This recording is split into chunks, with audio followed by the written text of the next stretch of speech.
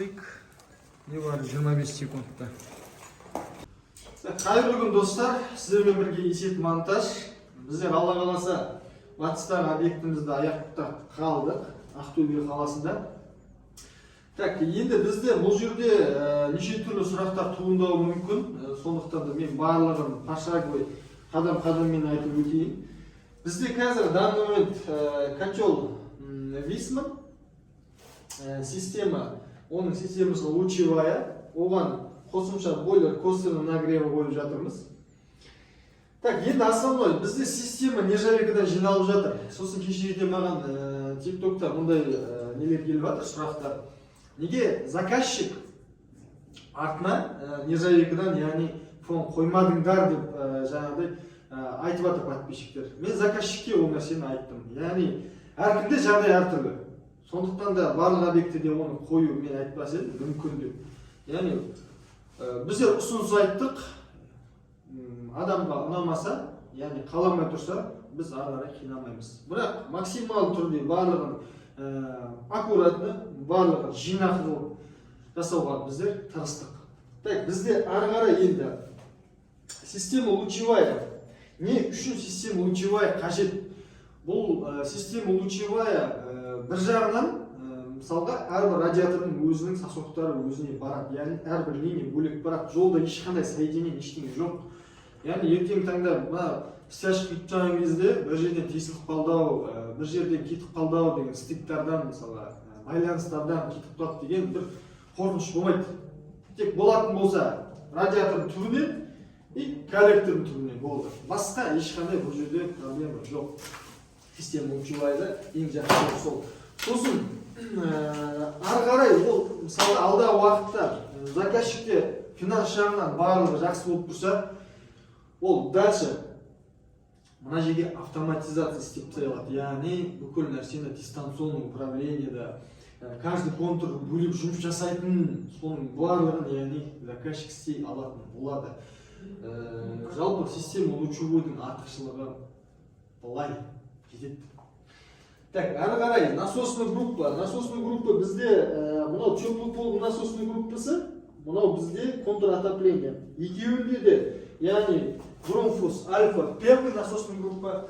Тек бізде мына жерде смесительный узел рояльский болғасы жерде, смесительный узел рояльский шамалы бір вольтетке қарағанда кішкентайлау болып келеді. Сондықтан насостың направлениесі шамалы жағына қарап тұр. Мына жерде воздухоточек мешать етіп тұр, яғни кедергі жасап тұр. Өзінің қалған бүкіл жаңағы балансировочный клапандары, манометрлері дәл сол өзінің вольтеттің смесительный узелі сияқты. Так, енді неге Grundfos альфа первый айтпақшы? Тағы сұрақ туындауы мүмкін. Көп жерде біз Grundfos альфаны первыйды қоямыз. Өйткені ол насос өзінің частотнигімен жұмыс жасайды. Яғни бесшумный дейді ғой.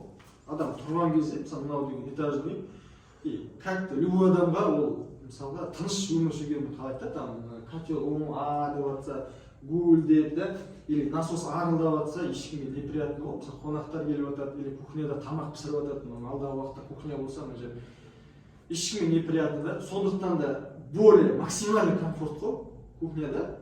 Санузел тұрады, шкафчикті ашады, и частотникпен насостар тып-тыныш өзінің режимімен жұмыс жасайды. Бұл насостың артықшылығы сол. Тағы бір фишкасын айтамын, основной фишкасын айтамын. Grundfos альфа второй. Бұған дальнейший Wi-Fi қондыра аласыз. Яғни әрбір контурды через Wi-Fi балансировка істей аласыз. Одновременно қай контур жылымай жатыр, қай контур ысып жатыр, соның барлығын осы Grundfos альфа первый управлять ете алады. Сосын бұда бір жақсы жері режим тоже. Режимдер өте көп. Қаласаңыз автодап та істей аласыз бұған жаңағы Wi-Fi-мен. Яғни Grundfos альфа первый более ыңғайлы и более комфортный насостарында ғой. Так, сосын нержавейка енді. Нержавейканы көп ары қарай түсіндіретін ештеңесі жоқ, достар. Оның качествосын өздеріңіз де көріп тұрсыз. И красота. Ең бастысы бұл дизайн жағынан вообще дерзко, жым-жылтыр болып тұрады, и более аккуратный болып тұрады, жинақ болып тұрады машина. Так, тағы қандай маған сұрақтар келді? Расшир бак. осыны тағы түсіндіріп өтейін. Расширбак мына жерде бізде біреуі отопление болса, біреуі яғни бойлер косвенный нагреві болады. Не үшін түсіндіріп өтейін. Бойлер косвенный нагревінің атмосферасы 3 барлы, котелдікі 1,5 барлы. Енді салыстырып көріңіздер. Қайсыныкі, яғни жоғары, міндетті түрде бойлер косвенный нагреві. Өйткені мына екеуінікі соответствие етпейді, яғни бір-біріне келмейді. Сондықтан да екеуіне екі түрлі расширбак қойылады, достар. Ал отоплениенің мысалы айтады кейбіреулер котел ішінде расширбак бар ғой дейді да. Неге? Яғни сырттан дополнительно қояды. Яғни олар безопасность ретінде, максималды түрде безопасность ретінде қояды. Ішіне міндетті түрде өз расширбагы.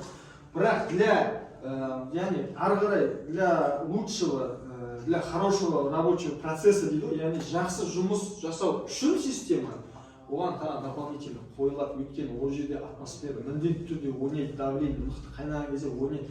Сондықтан да артық етпейді. Еш уақытта қосымша расширбак қоюға. Және де ішіндегі қойған кезде міндетті түрде атмосферасын қарап алыңдар, давлениесін. Төмен болса ірі жіберіңдер, жоғары болса шамалы жіберіңдер. Осы екі ортада ол болу керек. Енді бұл жерде өзінің міне нелері группа безопасности, яғни үстіңгі жағында міне манометр, сбросной воздухотворчик, сбросной клапан. Яғни мына жерде манометрде 6 көрсетіп тұрса, яғни өзінің ішінде 6 давление. Егер мынада 6 барлардан асып баратса, міндетті автоматически жібереді воздухтан. Воздухотворчик системада ауаға алып қойса, міндетті түрде ол да жоғарыда тұрған себебі сол жоғарыдан шығып кетеді. Дәл сол екеуінде де дәл осы копия. Екеуінде де дәл осы образец.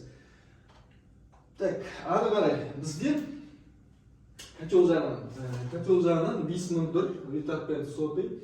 Маған мына ЖК-ның яғни ұнағаны вообще тема мына нержавейкадан істеп болған. Бүкіл үйге яғни общийден шыға береді. Котелдің можасы болса жалғайсыздар. Более дизайн жағынан да приятно, аккуратно, дерзко да, әдемі тұр. Ойындардаршы. Так, енді Висман. Негізі нарықтағы жақсы котелдардың бірі осы Висман. Бұл котелға міндетті түрде 2 жыл сайын или 3 жыл сайын максимально обслуживание жасап отырса, яғни ішіндегі фильтрлерін, теплообменниктерін барлығын тазалап отырса, системаны шайып, толықтай ластанып қалған кезде қайтадан жаңартып, суын жаңартып, сөйтіп обслуживание жасап отырса, бүкіл гарантиясымен міндетті түрде келіп қарап тексеріп кетсе, стабилизаторын қойса міндетті түрде бұл котел жоқ дегенде 10-15 жыл смело жұмыс жасайды. Спокойно. Оған гарантия. Өйткені өзім көрген адам сол нәрсені көріп жүр бірнеше объектілерде. Так, ары қарай бізде енді мынау выходтары барлығының, яғни мынау косой фильтр, ертеңгі таңда тазалау керек болса системада мысалға дұрыс система жылмай жатса, осы жерде алып тазалап жібереді. Міндетті түрде ол осы направлениемен тұрғаны дұрыс, өйткені ыңғайлы ағытуға. Екі жағынан міндетті түрде кран жауып тастап, фильтрді ағытып, тазалап, қайтадан салып қоясыз. Так, енді теплополдың модуль жайында түсіндіріп өтейік, яғни тағы бір тоқтала кетейін. Бұл жерде өзінің міндетті түрде мына жерде температура азайтуға болады. Яғни қазір көрсететін болып, жақынырақ азайтып, көбейтіп, яғни қандай температура қажет, сондай қойған дұрыс болады. Өзіңізге, яғни жайлы температураны қоясыз. Яғни салқын күндері 48, 47, 50 шейін апарып қоюға болады. Ал обычно жылы күндері 44, 43, 45 максималды, 43, 44 нормально. Так, енді бойлер косвенный нагрева. Ол не үшін бізге керек? Яғни қазір біздер ножкасымен қойдық. Міндетті түрде бекітетін болады жігіттер. Бойлер косвенный нагрева, яғни мұндай проблема болады көп жағдайда. Жеткіліксіз болады, су кухнядан ашса, ванна жағындағы су салқындап кетеді, ваннаны ашса, кухнядағы салқындап кетеді. Сондай проблема болмас үшін, яғни от души дейді ғой, яғни от души осы бойлер косвенный нагреваның суы смело жетеді сендер семьяларына. бір семьяға спокойно жетеді. Сосын ол жерде тағы литраж воды саналады. Неше санузел. Мысалы 2 санузел болса, уже литраж шамалы көбейеді, үлкен бөлініп алынады ол кезде. Сосын семьяда, мысалы отбасыда, енді біз қазақ болғасын болады ондайда. Там 2-3 семья бір тұратын үйлер болады, 2 семья тұратын үйлер болады. Сондай нелерге жалпы 2 санузел болады. Сондай литражлар бойынша ол саналады. И сол бойынша жоғарылап кете береді. Яғни 3 точканы бір одновременно ашқан кезде спокойно су келіп тұратындай болу керек.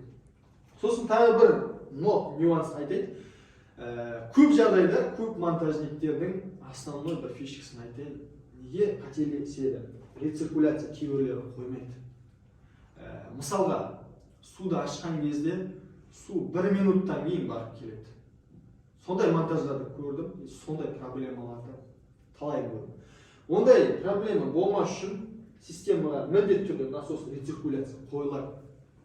Яғни ол сіз ұйықтап жатсаңыз да насос жаймен өзі системамен айналып, контурмен айналып жұмыс жасай береді. Яғни ішіндегі тұрып қалған су шірімейді де, иісі де шықпайды, өйткені рециркуляция айналдырып тұр. Бір жағынан основной ең маңызды судың иісі шықпауы, екіншіден суды ашқан кезде дер кезінде су сізге керек қажетті су келу. Кранды ашқан кезде уже келіп тұру керек. Сол основной фишка. Так, енді достар, біздер ары қарай қазір мен көрсететін боламын. Бізде міне рабочий процесс қалай жүріп жатыр, өзіңіз көріп тұрсыз. Әлі де бұйырса мына жерде жинақтап, болғаннан кейін аккуратно заказчикке тапсыратын боламыз. Бізде просто мына жер рабочий процесс, сондықтан да мен жігіттерді айттым, мына жақта міндетті түрде съемка жасап алайын деп. Достар, барлығы сіздер үшін. Так, енді бізде рабочий процесс, радиаторлардың сосудтарын шығардық. Сосын ары қарай сұрақ туындауы мүмкін, монтажниктерден туындауы мүмкін, либо заказчиктерден туындауы мүмкін. Біздер мына нержавейканы қалай қатайтамыз? Яғни міне нержавейканың өзінің насадкасы. Бассаңыз нержавейка өзі қатайта береді. 5 секундта қатайтып береді. Мына аппарат енді мощь. Оның насадкасы міне осылай алынады. Бұл нержавейка насадкасы. Бұған металлопластиктің насадкасы салынады. Сондықтан да 2 насадкамен де жұмыс жасай беруге болады. Біздер мен көп жағдайда заказчиктерге айтамын, яғни мен пластикпен көп жағдайда жұмыс жасамайын деп. В основном нержавеющий стальмен и металлопластикпен. Неге? Өйткені бұл жерде бұл аппарат, яғни қаншалықты мен қысатын өзім сенімдімін. Өйткені заказчикке гарантия беру керекпін ғой. Сондықтан да гарантия беру үшін мен аппаратпен жұмыс жасаймын, міндетті түрде. Оның қандай атмосферамен қысатынын мен білу керек. Бұл гидравлический аппарат. Қандай атмосферамен қысатынын мен жобасын білемін. Сондықтан да мен көп жағдайда нержавеющий стальмен жұмыс жасаймын и металлопластикпен. Бұл жерде только бір косяк кетеді. Бізден либо магазиннен. Бізден кететін косяк ол мына іште сәлінігін қарамау. Магазиннің косягі осыны жіберіп алу тоже. Сатып атқан кезде, тапсырып атқан кезде осындай болып қалады. Бірақ көп жағдайда біздер міндетті түрде заказчиктің бір рет бастан өтті ондай жағдай. Сондықтан да ол косякты енді қайталамауға тырыстық. Қазір жоқ, шүкір. Магазинге заказчикпен барамыз. Сосын міндетті түрде қараймыз. Ішіндегі сәліктердің каждыйын бәрін қарап, отидая, сонымен бір күн уақытымыз кетеді ол. Шын айтайын, материалдар реально бір күн уақыт кетеді. Санауың бар, оны накладной бойынша выбивать етеді, одан кейін оны тапсырады, келіп, аяқтан қабылдап аласың. Мына үйге келіп жатқан кезде түсіп қалған жоқ па жолдан, тағы бір қарайсың, машинада қалып қойған жоқ па, тағы бір қарайсың, сондай нюанстар болады, осы сәліктердің кесірінен болады. Сондықтан да бұл қалған бұл жерде минус жоқ, минусы осы. Ал қалған плюсын айтайын. Бұл жоқ дегенде 20-30 жыл бұрынғы темірлер сияқты, яғни сварщик, там 60 жыл ма тұра береді бұл. 50 жыл ма. Ал мысалға пластик қойсаңыз, көп жағдайда көресіз, сырты шығып кетіп жатады, іріп кетіп жатады, 10-15 жыл тұрады и быт шығады. Ақтамайды ғой, ақшаны саласыз, ол нәрсені ақтамайды. Адам бір салды ма, сол от души міндетті түрде качественно тұру керек болды. Ол бір салғаннан кейін ол жайында баяндамау керек, ұмытып қалу керек. Сол үшін біз жаңа Қазақстан, жаңа сапаға келе жатырық па, осындай нәрселерді, осындай контенттерді міндетті түрде қолдаймыз. Неге? өйткені Қазақстанға, жаңа Қазақстанға сапалы Қазақстан керек, сапалы жұмыс барысы керек, және де шығын емес. Қалай болғанда да осындай ат дүрсе бір салып, халыққа экономия түрде ары қарай оны уайымдамайтындай. Ол алдағы уақытта сол өзі мынаған ат дүрсе салдым ақшаны, қалған одан кейін өзі уайымдамай басқа да расходтарға, басқа да бизнестерге, басқа да потребностьтарға жұмсау қажет оны. Сондықтан енді ары қарай біздер түсіндіріп кетейік, біздер жаңадан бастап жатырмық ұзақ контентті достар. Сондықтан да бұны міндетті түрде қолдап кетейік, міндетті түрде лайк басып, подписка жасаймыз, және де достарға таратамыз. Ары қарай мен қазір мына санузелдердің барлығын түсіретін боламын, теплополдарды түсіретін боламын. Мен основной қазір жүрегін пока түсіндіріп жатырмын. Сондықтан да ары қарай жұмыс барысы көрсететін боламын. Қалай біздер канализацияларды қаптаймыз, инсталляция қалай қондырылады, ыссы судың, салқын судың разборлары, соларды түсіндіріп кетемін. Так, енді бізде Алла қаласа жақында конкурс өтеді. Яғни ол жерде біз қандай затты қоятынымызды нақты толық бұйырса белгілеп кететін боламыз. Ол подписчиктерге, біздің подписчиктерге, ютубтағы, инстаграмдағы подписчиктерге. Сосын тағы бір қуантарлық жағдай, міндетті түрде біз магазиндермен жұмыс жасап жатырмыз. Кейбір нелерді, нюанстар шамалы дұрыстау керек болады. Бұйырса осы жылға максимал түрде заказчиктерге магазиндерде скидканы, яғни біздің промокодпен барған кезде скидка бере алатындай қалып, сондай бір акциялар өткізгіміз келіп отыр. Сондықтан да міндетті түрде қолдап жібереміз и міндетті түрде қазақша контентті давайте максимально таратып жіберейікші. Кеттік достар, енді ары қарай мен өзімнің жұмыс барысын көрсетейін. Так, мен мына обзорды жақынырақ түсіруге, максимал түрде жақынырақ түсіруге тырысайын. Мына жерде міне мен айттым ғой жаңа рояльдікі, міне мына воздухотводчигі мешать етіп тұр, міне бұрылмайды насос. Валтекте ондай проблема жоқ жалпы. Қалған барлығы ұқсайды. Міне температура азайтқыңыз келсе, міне 50, 55, 60 барлығы көрсетіліп тұр. Так, ары қарай түсейін. Міне астында отоплениенің насос тұр, Grundfos Альфа 1. Рециркуляция, кстати, міне рециркуляция.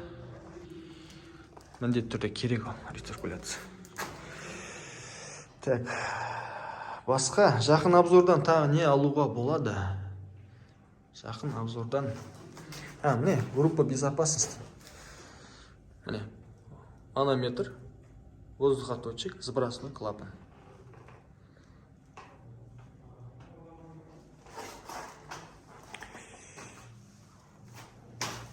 Жалпы қалай шығып отыр? Міндетті түрде бағасын беріп кетеміз. Так, сосын бізде мына аппарат. Мына аппарат, пресс-аппарат. Новопрессский. Насадкасы тұр. Так, рабочий процесс осылай болады негізді. Шама бардақта болады, да? Бұйырса болғасын міндетті түрде жинастырып қоямыз. Ары қарай кеттік. Бізде мына жақта каждый узел өзінің отдельно тармақтарымен кетіп жатыр. Бізде мына жерде канализацияның сырты не ол деген сұрақ болса, шумоизоляция.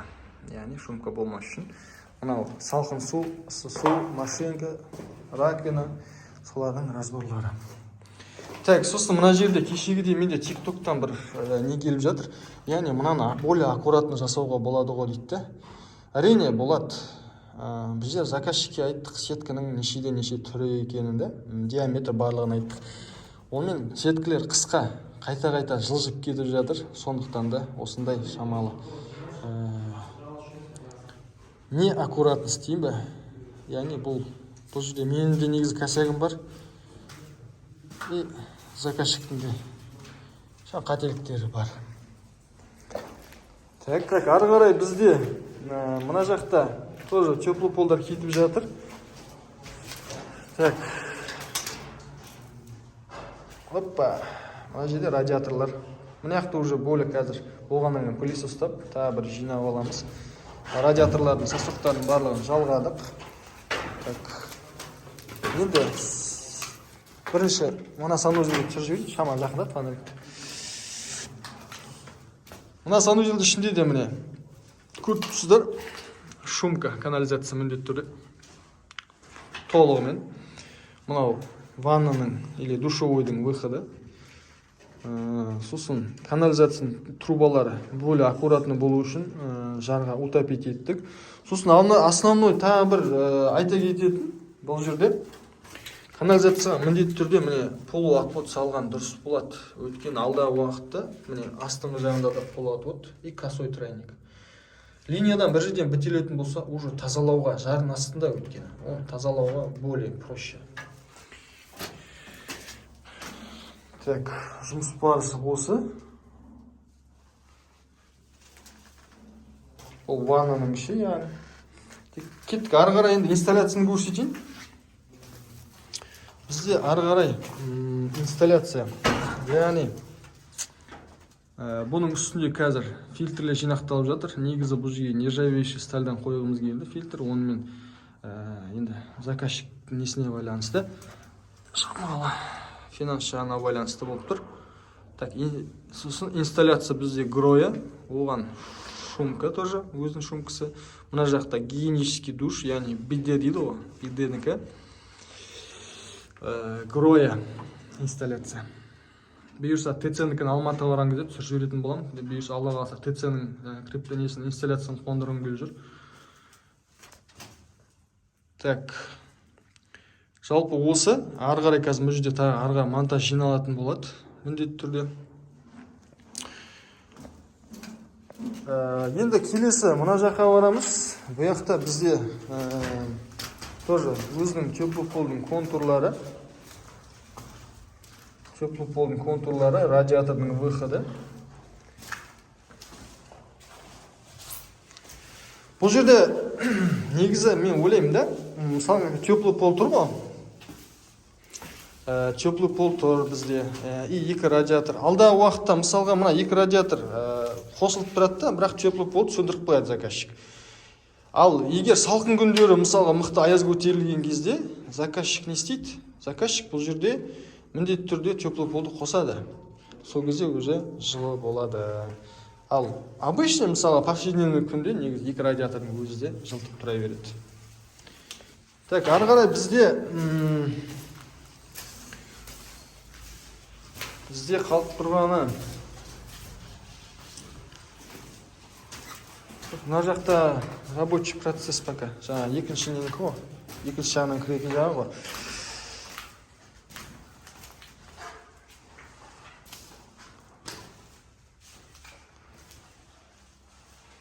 Так, мына жақта да міне бұйырса бұл жерде стол тұрады. Міндетті түрде андай гостиный сияқты. Сосын бұл жерде де не бар? Лоджия дейді или балкон дейді. Міндетті түрде заказчик утепление істеп қойды. Экотоннан артына пеноплекс слой яғни нетті, бекітті. Так, бұл жерде де радиаторлардың өзінің выходтары. Бұл жерде де екі радиатор и теплый полдың зонасы да. Міндетті түрде теплый полдың зонасы. Так, рабочий процесс. Негізі рабочий процесстен кейін түсірем бе деп едім, онымен так осылай шығып қалды. Енді келесі бұйырса видеоларды міндетті түрде после рабочего процесса түсіретін болам.